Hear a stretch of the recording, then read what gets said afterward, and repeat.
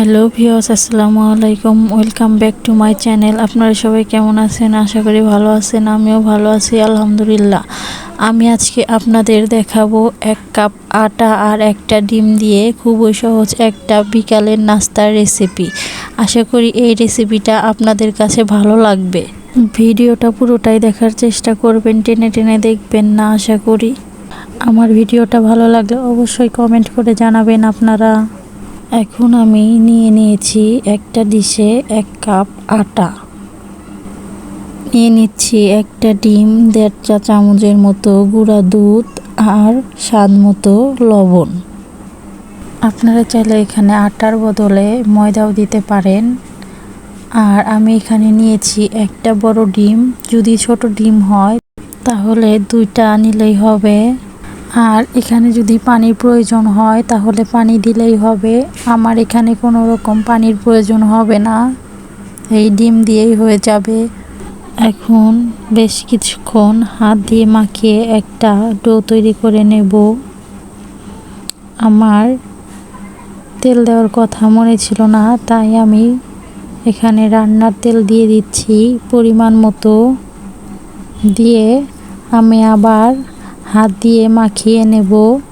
এখানে একটা ডিম দিয়ে হচ্ছিল না জন্য আমি আর একটা ডিমের সাদা অংশ নিয়ে নিলাম একটুখানি। এভাবে আমি বেশ কিছুক্ষণ হাত দিয়ে মেখে একটা ডো তৈরি করে নিলাম। আর ডোটা কিন্তু আঠালো হয়েছে। আর এর উপর আমি একটু আটা ছিটিয়ে দিলাম, দিয়ে এর উপর আমি ডোটা নিয়ে নেব।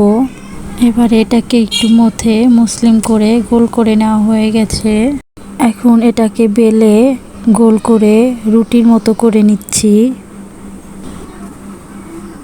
তো বেলা হয়ে গেছে, এটাকে আমি 1/2 ইঞ্চির মতো করে নিয়েছি। আর একটা গ্লাসের সাহায্যে এভাবে গোল গোল করে কেটে নিচ্ছি। আর আমার ভিডিওটা ভালো লাগলে অবশ্যই লাইক, কমেন্ট অ্যান্ড সাবস্ক্রাইব করে দেবেন, সাথে শেয়ারও করে দেবেন। পাশে থাকা বেল বাটনে চাপ দিয়ে দিবেন, যাতে করে নতুন ভিডিও করলে সেটার নোটিফিকেশন আপনার কাছে সবার আগে পৌঁছে যায়। এভাবে আমি আবার একটা ডো বানিয়ে নেব। নিয়ে এটাকে বেলে রুটির মতো করে গোল করে নেব। নিয়ে আবার গ্লাসের সাহায্যে গোল গোল করে কেটে নেব।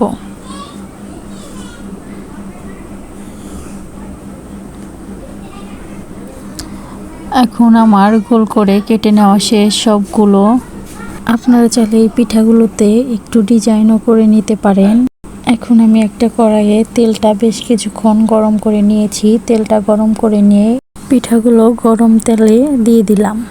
এই পিঠাগুলো ভেজে নিতে কিন্তু অনেক সময় লাগে না, 2-3 মিনিট হলেই হয়ে যায়। এভাবে আমি বেশ কয়েকবার পিঠাগুলো উল্টাপাল্টা করে দিলাম। এখন আমার পিঠাগুলো হয়ে গেছে। পিঠাগুলো আমি একটা বাটিতে তুলে নিলাম। নিয়ে আমি আর একটা ব্যাচে বাকি পিঠাগুলো ভেজে নেব। এখন আমি 3 মিনিটের মতো এই পিঠাগুলো ভালো করে ভেজে নেব। আপনারা কিন্তু এই রেসিপিটা অবশ্যই বাসায় বানিয়ে দেখবেন, পিঠাটা খেতে কতটা মজার। এখন আমার সবগুলো পিঠা ভেজে নেওয়া শেষ। এখন আমি একটা বাটিতে তুলে নিলাম।